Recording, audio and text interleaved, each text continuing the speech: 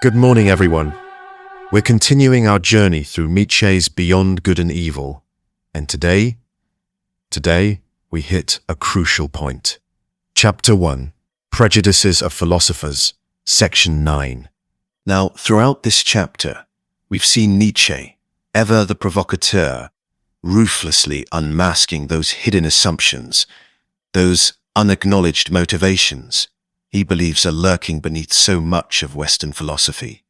And today, his critical gaze, laser-focused, turns towards the Stoics. Specifically, their famous ethical call to live according to nature. But for Nietzsche, this isn't some noble ideal. As we're about to discover, he views this maxim as a masterpiece of philosophical self-deception. A fraud, even, concealing something far deeper, something more fundamental. Something he's itching to expose. This section is absolutely pivotal. It's not just about his takedown of Stoicism, it's so much more. Because here, right here, we see one of Nietzsche's first explicit articulations in this work of that explosive concept, the will to power. And he presents it as the driving force behind philosophy itself. Think about that. To unpack this, we'll be diving into several philosophical methods Nietzsche himself champions. A sharp deconstruction of core concepts, a kind of psychological unmasking, almost predating psychoanalysis, a truly powerful rhetorical critique, and then a sweeping metaphilosophical generalization. It's a full toolkit, and yes, we'll need to tread carefully, engage with profound seriousness, with terms like tyrannical drive and will to power, or, in the original German, tyrannisch and Wille zur Macht. These terms, they carry immense interpretive weight. They can be, and have been, controversial if we don't contextualize them properly. In fact, the very style of this passage, its aggression, its performative punch, enacts a kind of philosophical will to power. It challenges us. It tries to reshape our understanding, right from the get-go. Nietzsche begins with a direct, almost theatrical challenge. So you want to live according to nature? Oh, you noble Stoics, what a fraud is in this phrase. The irony? You can feel it, can't you? Absolutely palpable. He then immediately sets about deconstructing the central term. Nature. What kind of nature are the Stoics invoking anyway? It's worth noting here, and this is key, that the German word Natur carries a complex legacy, echoing both those romantic notions of an organic, ensouled entity, and the starker visions of scientific materialism. Nietzsche seems to exploit this ambiguity, confronting an idealized Stoic nature, derived from the Greek physis and Latin natura, both often connoting an inherent order or essence, with his own stark vision. Imagine something like nature, profligate without measure, indifferent without measure, without purpose and regard, without mercy and justice, fertile and barren and uncertain at the same time. Think of indifference itself as power. How could you live according to this indifference? This is a powerful rhetorical move, a devastating one, really. Nietzsche paints a picture of nature that is anything but a moral guide or a harmonious system. No, it's characterized by excess, by amorality, by a profound indifference to human concerns. And the question he hurls at them, how could you live according to this indifference? It's designed to expose the immediate, glaring difficulty in the Stoic command, if one takes nature in this raw, unadorned sense. Here, Nietzsche is employing a method we can call conceptual deconstruction, or perhaps critical unpacking. He takes their key phrase, live according to nature, and just pulls apart its main term, nature. He challenges the Stoics' assumed understanding by offering his own, much harsher, much more unsettling version. This approach, interrogating the seemingly stable meanings of core terms, is an invaluable tool for us as readers of any challenging philosophy. Always ask, what precisely does the philosopher mean by their central concepts, and what assumptions are embedded there, hidden? This leads us to a natural point for reflection, for everyone here, and those of you joining us online.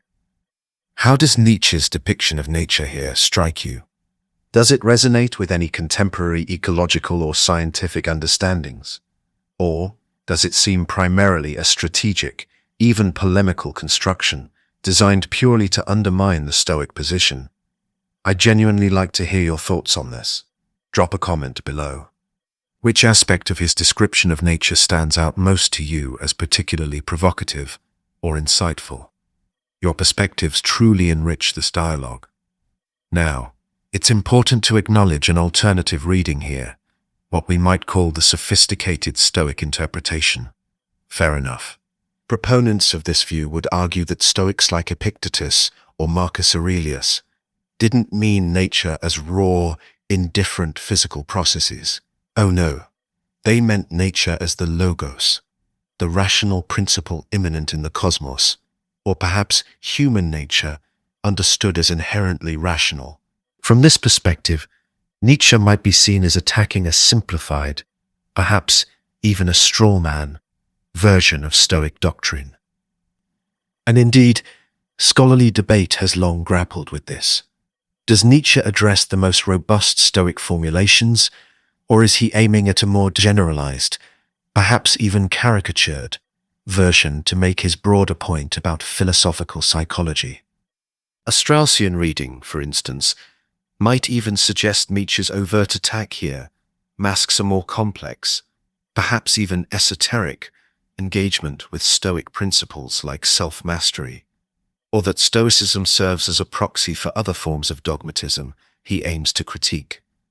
If Stoicism is an attempt to live rationally in accordance with a perceived cosmic or human rational order, then it's not necessarily a fraud, is it? While Nietzsche's text here doesn't engage this more nuanced Stoic view directly, his critique ultimately aims at the potential for self-deception in any claim to read laws directly from nature.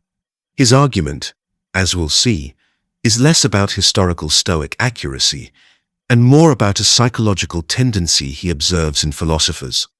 A tendency towards self-congratulation, perhaps. For those pondering this with us online, I'm curious, do you think Nietzsche is engaging with a fair representation of Stoicism here, or is he perhaps using a simplified version to make a larger, more sweeping point? Share your take in the comments. It's a classic debate. Nietzsche continues his deconstruction by turning to the concept of living. Living? Isn't that wanting specifically to be something other than this nature? Isn't living assessing, preferring, being unfair, being limited, wanting to be different? He defines living not as some passive conformity, but as an active process of evaluation, of differentiation, even of partiality. To live, for Nietzsche, is to make distinctions, to value certain things over others, to strive to be distinct, dynamic. This definition directly contradicts the idea of conforming to an indifferent, undifferentiating nature. How could it not? He then considers another interpretation, or perhaps misinterpretation, of the Stoic maxim. And assuming your imperative to live according to nature basically amounts to living according to life, well, how could you not? Why make a principle out of what you yourselves are and must be? If living according to nature simply means living according to life, well, then the imperative becomes a tautology, a circle. It states an inevitability rather than providing any genuine ethical guidance. Why? Nietzsche demands. Why elevate a basic condition of existence to the status of a profound moral principle? It's a good question. So far, Nietzsche has argued that if nature is indifferent, the maxim is impossible or undesirable. And if nature simply means life, then the maxim is trivial, empty. This two-pronged deconstruction aims to show the incoherence or emptiness of the Stoic slogan when taken at face value. Devastating. Let's pause here for a brief thought exercise, one that's valuable for all of us engaging with these powerful ideas. Nietzsche uses his method of conceptual deconstruction to really challenge the Stoic maxim, to pull it apart. So, how might we apply a similar critical lens to a prevalent contemporary maxim? Say, follow your passion, or even be your authentic self. What questions would we ask about the terms passion, or following, or authentic, or self, to uncover hidden assumptions, potential contradictions, or even in Nietzsche's provocative language, frauds? Take a minute. Think about that. And for everyone discussing this with us, especially our viewers on YouTube, this is a fantastic exercise. What contemporary maxim did you choose? And what frauds or assumptions did you uncover using a Nietzschean lens? I'd love for you to share your deconstructions in the comments. I think we could all learn a lot from each other's examples. It's a great way to see this philosophical method in vivid action. And hey, if you find this kind of critical thinking exercise valuable, and it sparks an idea, do give this video a quick like. It really helps other curious minds discover these discussions. Having, in his view, exposed the flaws in the literal interpretations, Nietzsche then offers his own explanation of what he believes is really going on with the Stoics, the hidden agenda. But in fact, something quite different is going on. While pretending with delight to read the canon of your law in nature, you want the opposite. You strange actors and self-deceivers. Your pride wants to dictate and annex your morals and ideals onto nature. Yes, nature itself. You demand that it be nature according to Stoa, and you want to make all existence exist in your own image alone, as a huge eternal glorification and universalization of Stoicism. This is a crucial turning point, a pivot. Nietzsche shifts from logical and conceptual critique to a deep psychological unmasking. He accuses the Stoics, quite directly, of being strange actors and self-deceivers. Their claim to be reading their moral law from nature is, he argues, a pretense, a show. In reality, they are imposing their own moral ideals onto nature.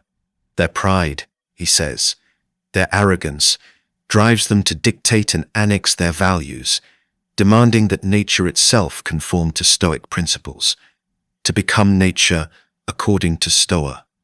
This act of dictating and annexing, this desire to make existence conform to their image, this hints at the tyrannical aspect Nietzsche will soon name. Not necessarily political tyranny, mind you, but a formative, order-imposing, almost artistic violence in shaping the world. There's also a fascinating methodological parallel here, though distinct in its specific focus, to the Marxist critique of ideology. Just as Marx argued that dominant ideas often reflect and legitimize underlying socio-economic class interests, Nietzsche suggests that grand philosophical systems can function as kinds of ideologies that reflect the philosopher's will to power, their desire to shape the world in their own image, rather than being disinterested pursuits of truth. This idea of philosophers deceiving themselves, perhaps by mistaking their own deepest convictions for objective truth, it's a theme we've encountered earlier in Nietzsche's discussions of, for example, the will to truth. Here, Nietzsche employs what we can call psychological unmasking. He's looking behind the Stoics' stated philosophical goal to uncover what he believes are their real, underlying motivations. In this case, pride and a desire to impose their values. Control.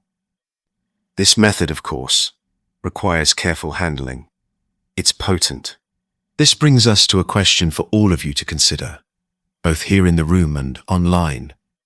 When is it legitimate in philosophy to analyze the potential psychological motivations behind an idea. And when might this risk becoming an unfair personal attack, an ad hominem fallacy? It's a fine line. How does Nietzsche, in your view, attempt to make this a broader critique of a philosophical tendency, rather than just an attack on individual Stoics? This is a perennial question in philosophical debate, isn't it? And I'd be very interested to read your perspectives on this balance, especially from our online audience. Share your criteria or thoughts in the comments section.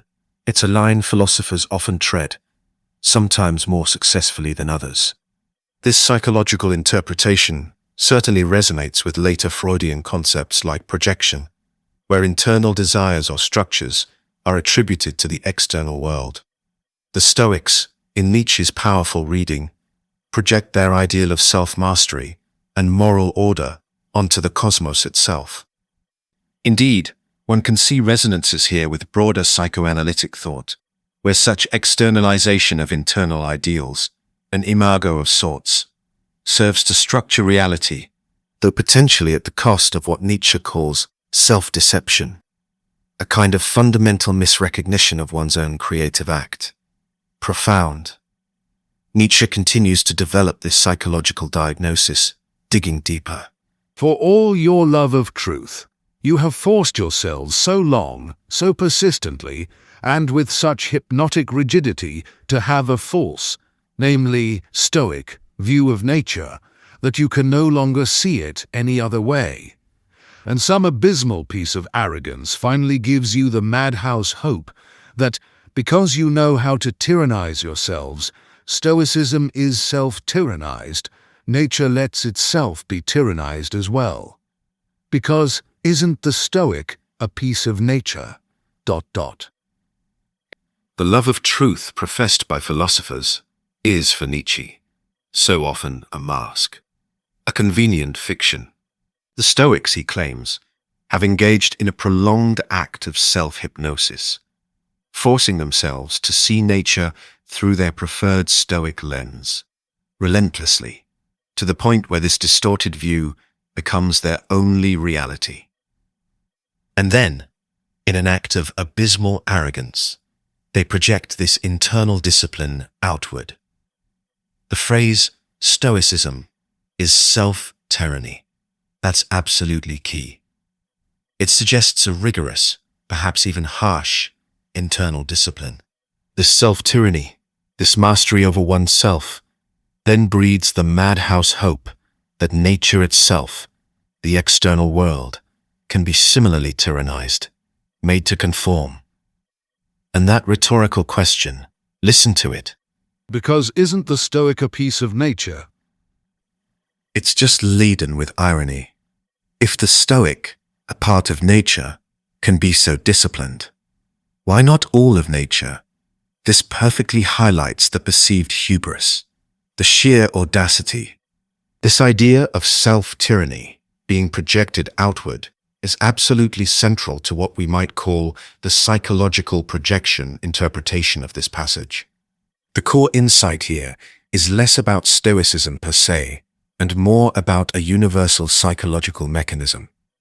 The tendency for internal discipline to morph into a desire to control or define the external world. Stoicism, then, becomes a prime, almost perfect example of this dynamic. So, to summarize Nietzsche's psychological critique of the Stoics, he argues they are engaged in profound self-deception, driven by pride. They don't discover their laws in nature. No, they impose their preconceived ideals onto it. This imposition, this reshaping, stems from their practice of self-tyranny, which they then audaciously wish to extend to the entirety of existence, remaking the world in their own Stoic image. Now, Nietzsche takes this specific critique of Stoicism and elevates it into a general statement about philosophy itself. This is where it gets really big. This final sentence is one of the most important in this section, and indeed, in the early parts of Beyond Good and Evil. It requires us to slow down, to be more deliberate, as it moves from a critique of a specific school to a universal declaration about philosophy, mirroring the very world-creating ambition it describes. But this is an old, eternal story. What happened back then with the Stoics still happens today, just as soon as a philosophy begins believing in itself. The Stoic case is not unique, he asserts. Not at all. It's an old, eternal story, a pattern repeated whenever a philosophy gains self-confidence, whenever it truly begins believing in itself. And what is this pattern? What's the core of this story? It always creates the world in its own image. It cannot do otherwise. Philosophy is this tyrannical drive itself, the most spiritual will to power, to the creation of the world, to the causa prima. This is a radical redefinition of the philosophical enterprise. It completely challenges the traditional ideal of philosophical objectivity. Instead of a disinterested pursuit of objective truth, philosophy, at least, dogmatic philosophy, that believes in itself, is presented as a manifestation of a tyrannical drive. This term, tyrannisch, as we noted, evokes not just coercion, but a formative, order-imposing, sovereign act of shaping chaos, creating form from the formless. This drive is not necessarily brutish or crude. Nietzsche calls it the most spiritual will to power. It's a drive to interpret, to structure, to impose meaning, to shape reality according to one's own fundamental perspective. To be the first cause, the causa prima, in the creation of a meaningful world. This radically redefines philosophy as an active, formative, and fundamentally interpretive enterprise that makes worlds. It doesn't just find them. The introduction of will to power, will zur Macht, here is profoundly significant. Macht is so much richer than just power. It encompasses might, efficacy, strength, authority, empowerment, and zu signifies a striving towards, a yearning. Now, this concept, so absolutely central to Nietzsche's mature thought, directly engages with and utterly transforms Schopenhauer's will to live, where Schopenhauer depicted the will as a blind, aimless, cosmic striving, ultimately the source of all suffering, and thus something to be negated through ascetic resignation. Nietzsche radically revalues this. He flips it. For him, the will to power is not fundamentally a source of suffering to be escaped, but an affirmative, primordial drive inherent in all life, a drive for growth, for overcoming, for interpretation, for mastery, and, crucially in this context, for the creation of values. In philosophy, this most spiritual form of the will to power manifests as the drive to interpret the totality of existence, to stamp one's own perspective onto it, to create the world. This is Nietzsche's characteristic psychological insight at play, identifying a fundamental interpretive and formative drive, a deeply human need to organize and impose meaning. This concept of the will to power is absolutely central to understanding Nietzsche, and we'll be unpacking its implications not just today, but in many future discussions as well. If you're finding this exploration of Nietzsche's core ideas helpful and want to continue diving deep into philosophical thought with us, for those of you watching online, do consider subscribing to the channel. And if you hit that notification bell, you won't miss our upcoming lectures, where we trace this will to power further into other aspects of his revolutionary philosophy. Now, the terms tyrannical drive and will to power can be, and indeed have been, problematic. Let's be clear about that. Its reception history is extraordinarily complex.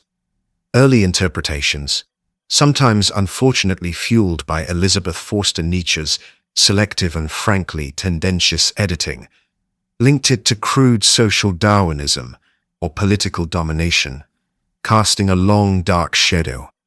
Walter Kaufmann's reevaluations in the mid-20th century were absolutely pivotal in challenging these misreadings, emphasizing instead concepts like self-overcoming and creativity. Later, influential continental thinkers such as Deleuze and Foucault reinterpreted will to power not as some metaphysical substance, but as a differential principle of force relations and interpretation, immanent in all discursive practices. Contemporary scholarship remains a vibrant field of contention, with diverse approaches. Naturalistic readings often view it as a kind of empirical, psychological, or even biological hypothesis. Meta-ethical interpretations focus on its role in value creation and overcoming nihilism, while others, sometimes drawing from Heidegger, explore its complex place in the history of metaphysics. This ongoing scholarly conversation, spanning well over a century and across multiple philosophical traditions, itself underscores the profound complexity and richness of Nietzsche's formulation. No single interpretation has achieved universal consensus, and that, perhaps, is part of its enduring power and its challenge to us as readers and thinkers. This richness of interpretation is something we can really explore together. For those of you on YouTube, which of these interpretive angles on will to power, perhaps the creative, the psychological, the metaphysical, or even the more controversial ones, intrigues you the most? Or which do you find most initially compelling or problematic? And if you have specific questions about these interpretations, or want to suggest other aspects of will to power we should explore in more detail in the future, the comments section is a great place for that. Your input really helps shape these discussions and can guide future topics. It becomes a dialogue. It's crucial, therefore, to approach these terms with hermeneutic care, with sensitivity. Nietzsche's emphasis on the spiritual nature of this will in philosophy and its aim toward the creation of the world suggests a drive to interpret, to give form, to legislate values, rather than mere physical coercion. It's about the power to define what is real and what is valuable. And, within Nietzsche's broader project, this creative aspect of the will to power is often presented as an antidote to nihilism, a way out. However, the tyrannical aspect always points to the inherent perspectivism, and yes, the imposition involved in any such grand-scale interpretation. There's a tension there. This final sentence, then, offers a metaphysical will to power interpretation of the passage. But notice the self-reflexivity here. It's classic Nietzsche. He critiques philosophers for creating the world in their own image, driven by a tyrannical drive. Yet, his own pronouncement that philosophy is this tyrannical drive itself is itself a powerful, image-creating, and yes, potentially tyrannical philosophical assertion. He diagnoses a universal tendency while simultaneously, almost performatively, exemplifying it. One might wryly observe that only a philosopher with a fairly robust will to power of his own could so confidently diagnose it as the fundamental drive of all philosophy that believes in itself. A bit of a wink, perhaps. More seriously, this aspect of Nietzsche's thought, that all grand pronouncements, even his own, emerge from a perspective and carry with them a shaping force, continues to resonate profoundly in contemporary discussions about the nature of knowledge, interpretation, and the construction of meaning in fields far beyond philosophy, including literary theory, cultural studies, and even the philosophy of science. If all philosophy that believes in itself is an expression of will to power, then Nietzsche's own philosophy, including this very assertion, must also be such a creation. This is a hallmark of his perspectivism. His statements often performatively enact the limits of the truth claims he describes. He is challenging conventional philosophical methodology, which so often presumes a disinterested pursuit of objective truth, by prioritizing psychological unmasking and elevating rhetoric and style to integral components of philosophical argument. The style is part of the substance.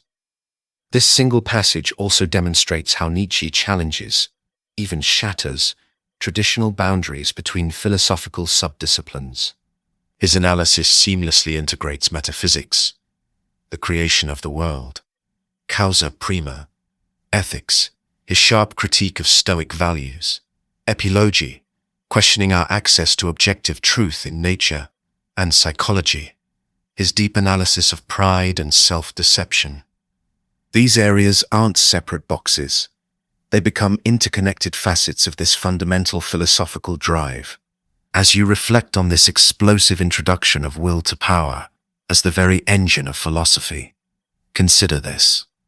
Does this diminish the value of philosophy for you? Or does it offer a different, perhaps more dynamic, more honest understanding of what philosophers are truly doing when they construct their vast systems? And how does Nietzsche's own act of defining philosophy in this way implicate his own project, his own creation? These are deep questions, truly deep. And there's no single right answer. The students here, or for our viewers online, I really encourage everyone to wrestle with them. Let me know your initial responses in the comments. Which of these questions resonates most strongly with you right now, as you consider Nietzsche's bold, world-shattering claims? So, to synthesize, to bring it all together for today, Nietzsche begins by deconstructing the Stoic maxim, live according to nature, arguing it's either impossible, undesirable, or merely tautological, empty. He then offers a stunning psychological unmasking, claiming Stoics are self-deceivers, who out of pride and a habit of self-tyranny, seek to impose their moral ideals onto nature. And finally, he generalizes this, elevates it into a meta-philosophical claim, that philosophy itself, when it believes in its own truth, is fundamentally an expression of the most spiritual will to power, a tyrannical drive to create the world in its own image, to be the causa prima, the ultimate origin. Throughout this section, we've seen the concept of live according to nature utterly dismantled. Nietzsche's specific, harsh depiction of nature served as a critical, destructive tool. The idea of self-deception evolved from an initial accusation of fraud to a generalized characteristic of any self-assured philosophy. And most dramatically, most enduringly, the will to power was introduced as the fundamental explanation for this philosophical drive to interpret and shape reality. The very practice of philosophy has been recharacterized, transformed from a disinterested quest for truth to an active, world-creating, power-driven endeavor. A creative act. The philosophical methods Nietzsche employs here, conceptual deconstruction, psychological unmasking, and meta-philosophical generalization, are not just tools for him. They are also deeply instructive for us in how we approach and critique philosophical texts. And we've also touched upon the vital importance of responsible scholarly engagement when dealing with potentially controversial, loaded terms like tyrannical drive and will to power, emphasizing contextual understanding, the evolution of their interpretation, and the sheer diversity of contemporary scholarly approaches. It's a living field. For our next session, having seen Nietzsche identify this will to power as a fundamental drive within philosophy, we can anticipate that he will continue to trace its manifestations. Where else does it appear? How might this will to power express itself in other domains of value, such as morality or our understanding of the self? That's exactly where we're headed next time, diving deeper into how this powerful concept reshapes our understanding of ethics and subjectivity. It's going to build directly on today's foundations, so it's a continuation you absolutely won't want to miss. So, for those of you engaging with this lecture series online, if you want to make sure you catch that next exploration and continue this journey through Nietzsche and beyond, this is a great time to subscribe to the channel and click that notification bell if you haven't already. We'd love to have you with us. And if today's lecture gave you some valuable food for thought, or perhaps clarified some of these complex, often challenging Nietzschean ideas, a like on the video would be much appreciated. It really does help the channel grow and allows us to reach more philosophy enthusiasts around the world. And of course, feel free to share it with anyone you know who might find this discussion valuable. Perhaps a fellow student grappling with these texts, or a friend just curious about philosophy. Now, that leads us to a few final questions to ponder, and I warmly invite everyone, particularly our YouTube community, to continue this exploration and share your thoughts in the comments section below. These are perfect for sparking further discussion, for keeping the ideas alive. First, if philosophy, as Nietzsche claims here, is driven by a will to power to create the world in its own image, what are the criteria by which we might evaluate these philosophical creations?